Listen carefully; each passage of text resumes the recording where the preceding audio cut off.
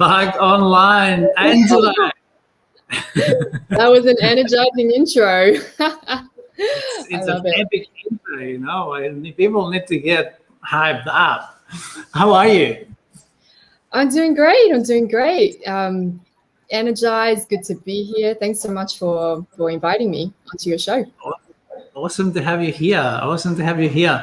Yeah. So look, a quick introduction. Angela and I, we met online a few weeks ago. It was actually a little bit of a confusion because we didn't know what group we actually met each other.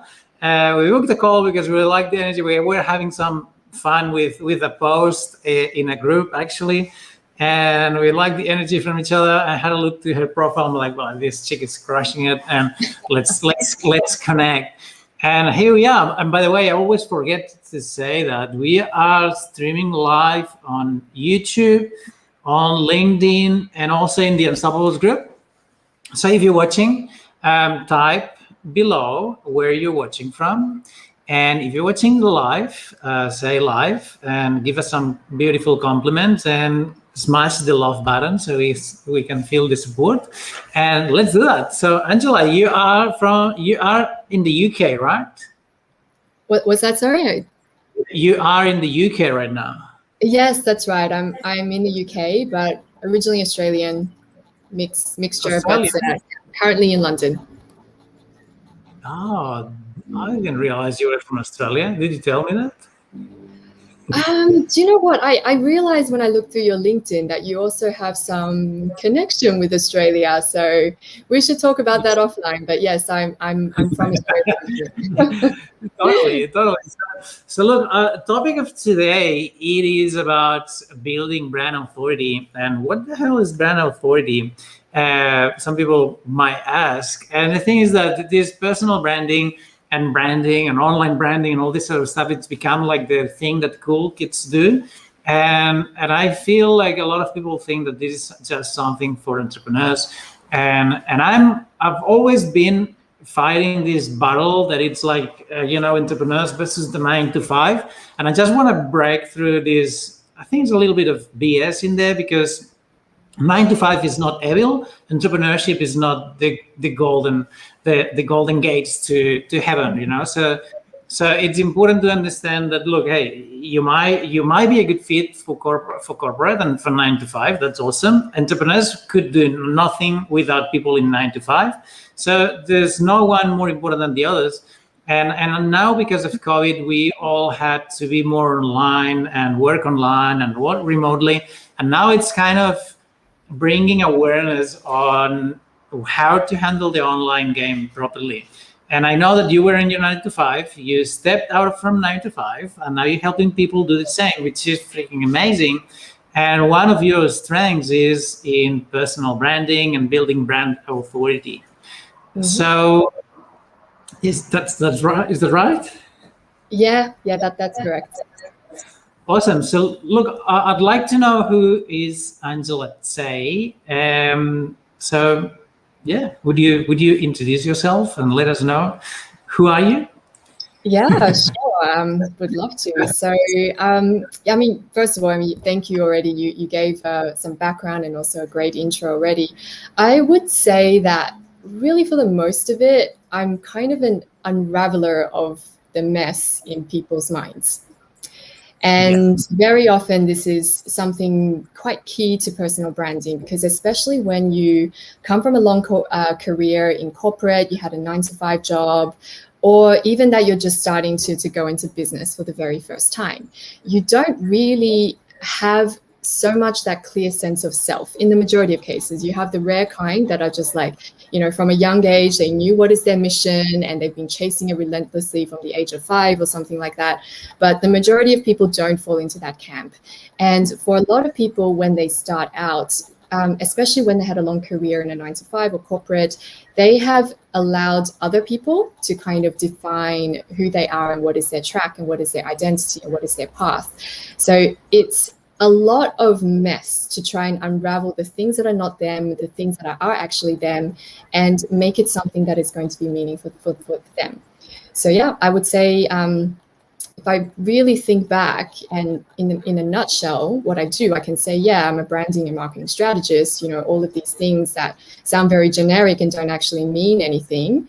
But yeah, like unraveler of the people's mess in their mind is what I can distill it down into. Yeah, that's so important. That's important. Like mindset is a very important part of the game, whatever you do, being that business or corporates or unraveling. That's amazing. Awesome. Thanks for sharing that, Angela. Now, what is one of the most important or the most important project that you're working at the moment, if you don't mind sharing? Yeah, sure thing. So we have a number of projects that we're focusing on at this current moment. I would say really one big thing that's coming up on a short-term basis is we have upcoming Valentine's Day, as you guys know, and we actually have a special event that we have decided on a very spontaneous basis to pull together. My business partner had suggested it. I kind of freaked out a bit. I'm like, it's such a short time. How are we going to organize something like this? But yeah, actually, you know, once you put your mind to something, you know, magic happens. So we managed to pull things together in a very short period. So that's definitely a short-term focus. But let's say from a longer term projects perspective, we actually have a really exciting program that we recently launched. And yeah, you know, we're currently enrolling our first clients on there. And yeah, basically just kind of getting the ball rolling to help people to successfully make it in that world, especially when they're undergoing this transition.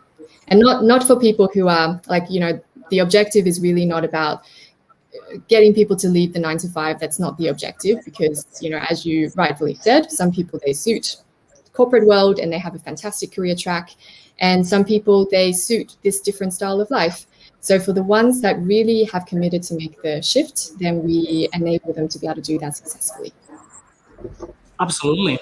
And one thing that in the copy of this video, you'll see that we're talking about brand authority and why this is important. And we try to explain a little bit why it's important to hone into your brand, into your authenticity. But I would like to hear it from you, because what is brand authority and why is it so important?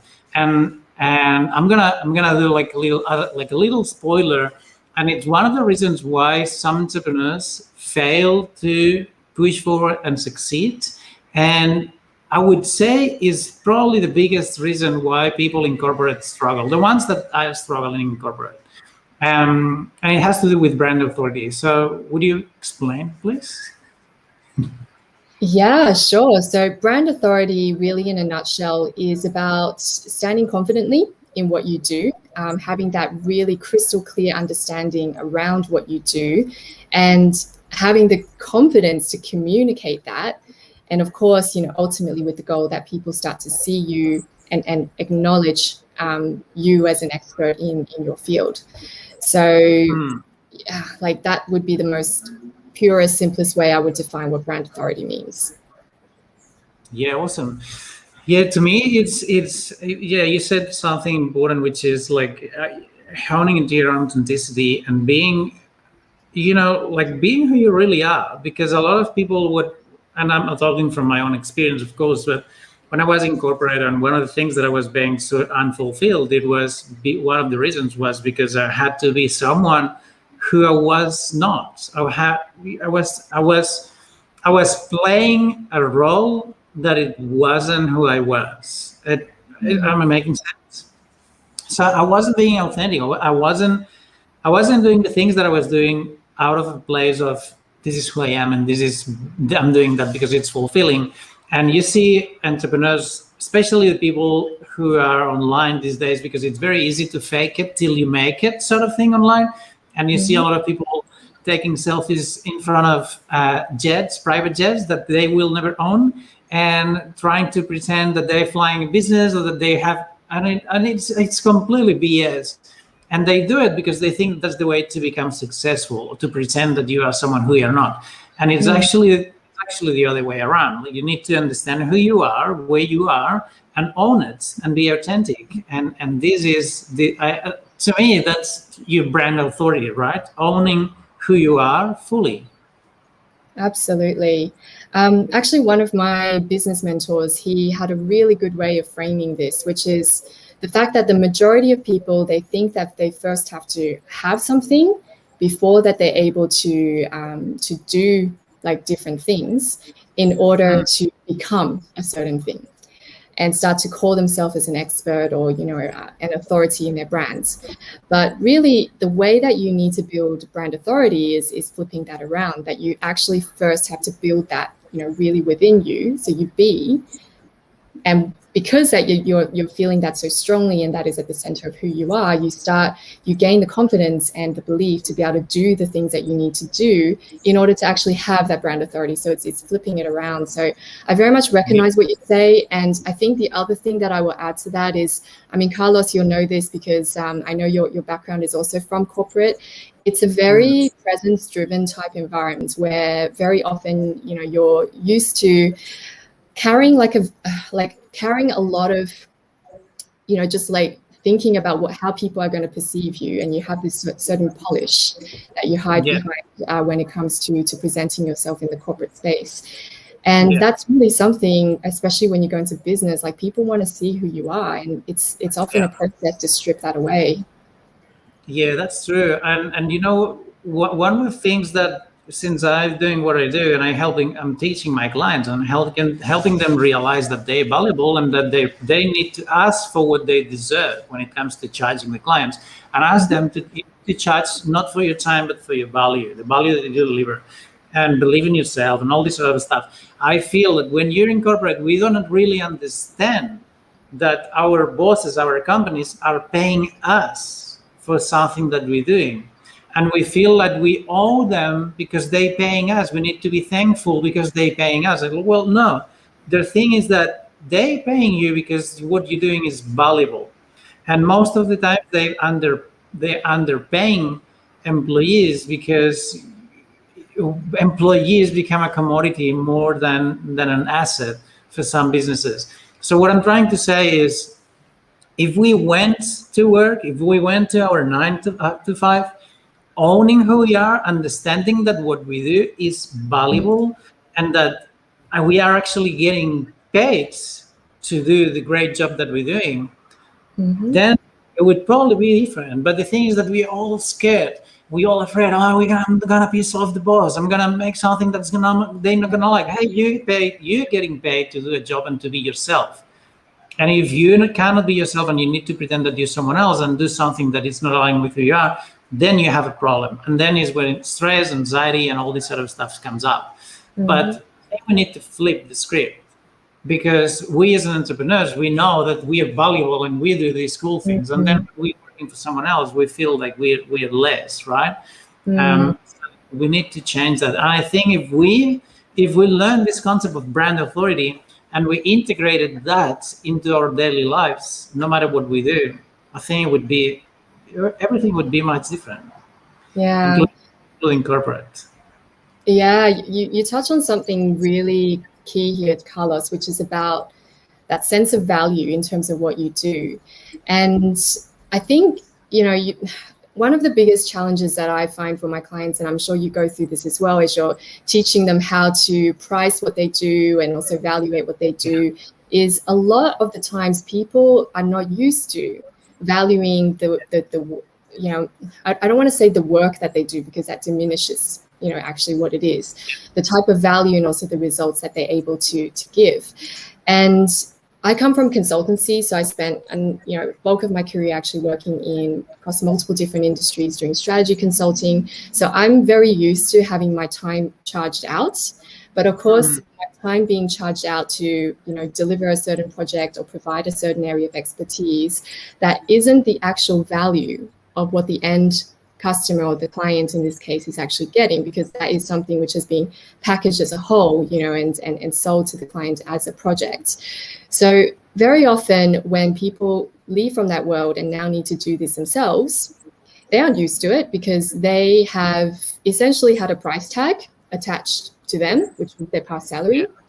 And they don't know, without the big brand behind them that they used to work for, the corporate name, what is the value of, you know, what they give when they're standing on their own feet. So it's a big part actually around the personal branding, which is, you know, gaining that confidence, that certainty in terms of what they do, but also secondly, believing enough in their own value and seeing it really from a market perspective instead of coming from an employee perspective, if that makes sense. Yeah, totally. Yeah, it's a great point. Like, and yeah, things would, I mean, look, I'm saying things that way because now I realize, that the first one undervaluing myself, it was myself. And if you don't appreciate yourself, if you don't appreciate the work you do, it's going to be really hard for anyone else to appreciate it, including your bosses. So yeah, it's food for thought.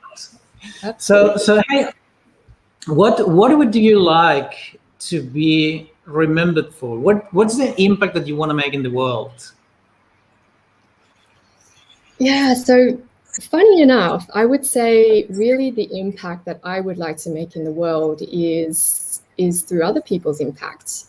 So when I transitioned into business, and I'd love to say I had a story where I decided boldly that I was going to leave behind my 9-to-5 and go into the unknown of business and start my business. The reality of it was that it was not that simple, and it was really a journey for me to actually leave behind that world. And it happened ultimately because something happened in the job transition, things fell through, and suddenly I was starting from scratch, and I was like, okay, where do I go from here? And from this space, I was a bit, I guess, forced to make a decision. I was like, okay, if not now, then never. You know, I started the business, and I did a lot of soul searching at that time to figure out really what's my calling and my purpose.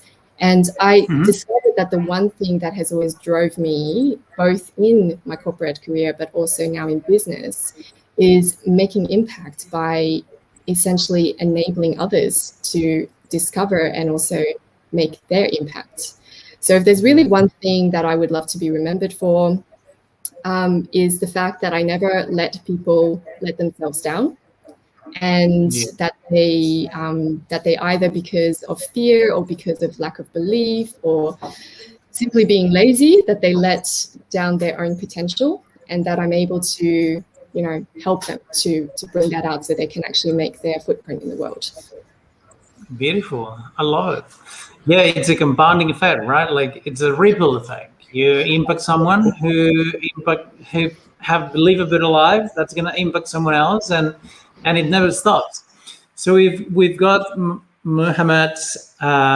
He is asking, what would you do if there is conflict between your passion and what's needed in the market? Would you stick to your passion or change your passion according to the market? That's a great question, actually. I feel that comes from the belief that not all your passions can be monetized, because what are you choosing here to believe? You want to monetize your passion, or you're scared that your passion is not going to be able to be monetized and you want to go into the market to see what's available for you? The second formula didn't work for me, because then you're limiting your choices. You're not choosing what you're passionate about. You're choosing what's going to make you money. Because if we're talking about market, we're talking about profit. I would stick to your passion, man. I would stick to your passion, and I would find a way to monetize it. And I would recommend reading Gary or listening to Gary Vee, and he's very big talking about that. I don't know, what's your take on that? Is a great question. I think it comes up a lot. I still remember it was one client who asked me, what if I pick the wrong niche? What if I pick a niche and it's not a good niche, there's no demand, you know? I mean, these are great questions, first of all. So really, really good question, Mohammed. So I would say a lot of this comes from the fact that you probably haven't delved into this question enough to connect, you know, that passion to a need in the market.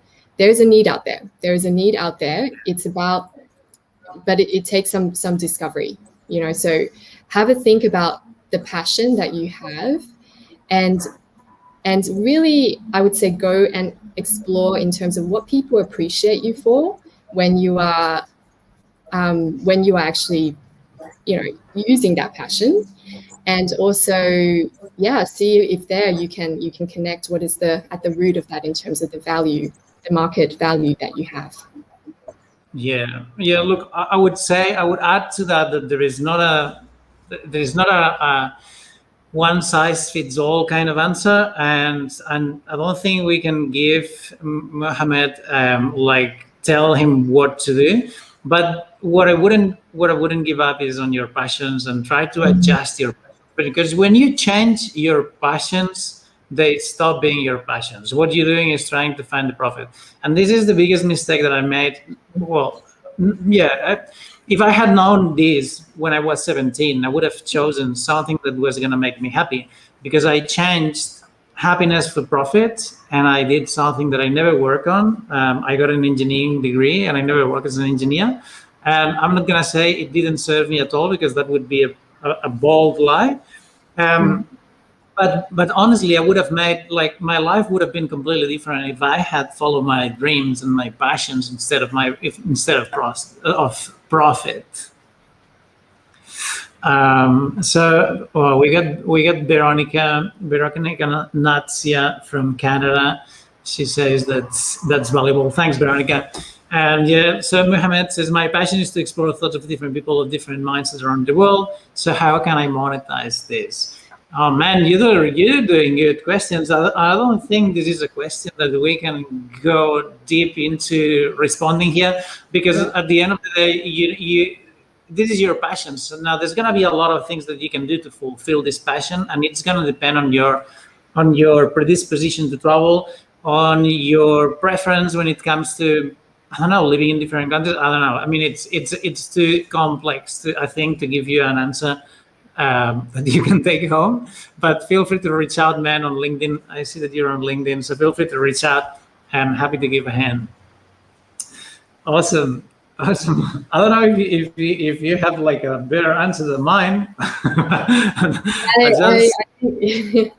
Yeah, I mean, there's no a single silver bullet answer around this. I think it's great that you've got a passion, and that you've taken the time to, I guess, discover that. Delve into the why. Why is that your passion? I would say, it's totally. Always about really looking into the why and driving it from there.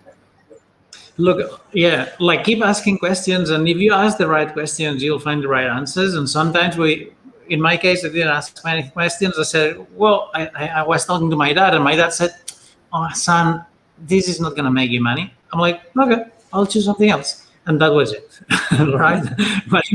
But if I had asked different questions, okay, how can I make it? I was going to do nutrition or music, right? Which you can out of both of them. There's people making a lot of money with music. There's people making a lot of money with nutrition. And they still two of my passions, but I gave them up for the profit. So instead of giving up, you could ask, well, how can I? Is there anyone else making money out of that? Is there anyone else living out of that? And then you start finding different answers. We got someone on LinkedIn that's saying you can start by starting to collect people and creating a group. Yeah, why not? Ask for feedback. Ask for feedback.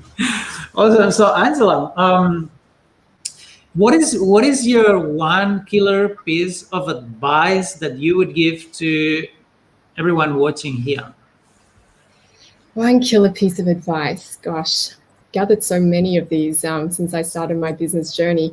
I would say the one thing that I wake up with every single day personally is to choose regret over fear.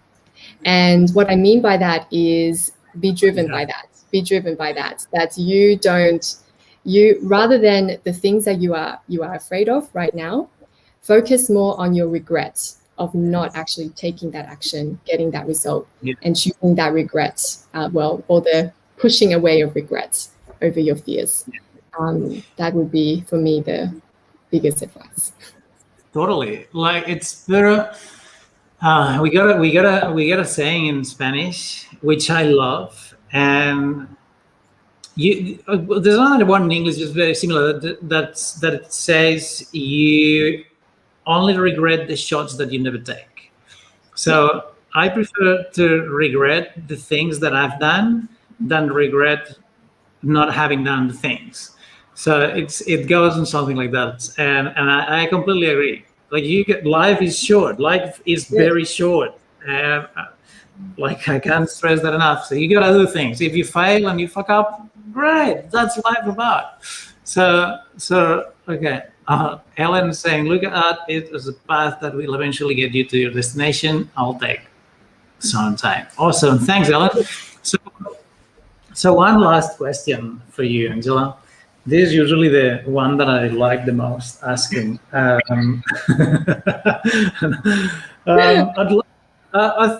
feel like I would like to know, what is the most embarrassing moment that you've experienced? Most embarrassing. Oh gosh. When I was looking at these questions, Carlos, you're getting me to dig in my memory. So I would say there was the time that I burnt off my eyebrows. You what? You burn off? Yes. It was a few years ago. It was a cooking accident where I never follow recipes. I like to, I don't like following the recipes. I like to say, okay, this is the way, and then I'm going to make it up as I go. And there was a recipe I was making. It was wine based. There was a lot of alcohol in this particular recipe, and the recipe was to boil it with the lid off. I'm like, why would you? Anyway, I wasn't really thinking. I was just thinking I'm going to do it fast, so I didn't have the lid on. I had the lid off. I had the lid on. So yeah, you can imagine what happened was at some point I lifted the lid, and I like to smell my food as I'm cooking, and I leaned in as a fireball came out. And I was actually cooking dinner for a date, someone who was coming over to my house. It was a few years ago. And so I, had to, well, I mean, I didn't burn off all the eyebrows, but half of it was disappeared. Luckily, oh my gosh. What happened with these days? I'm now married, but the date itself was actually really fine. He didn't notice anything. Okay, fair enough. You can do amazing things with makeup. Oh yes, I love these kind of stories. That was great, Angela. So look, if you're watching that from the Indian Stubbles group, Angela's going to be tagged in here. Also on LinkedIn, if you're watching that on YouTube, the link is in the description. And if anyone wants to contact you, what's the best way? I would say, either on Facebook or LinkedIn would be perfect. So if you've got me tagged on there, then that's the best way to reach out, just on, direct messenger. And yeah, we can have a chat about, any follow-up questions that you might have. Awesome. All right, Angela, thanks a lot for being in the Unstoppables. It's been a pleasure, and yeah, we'll keep chatting, and hopefully we can do something together in the future.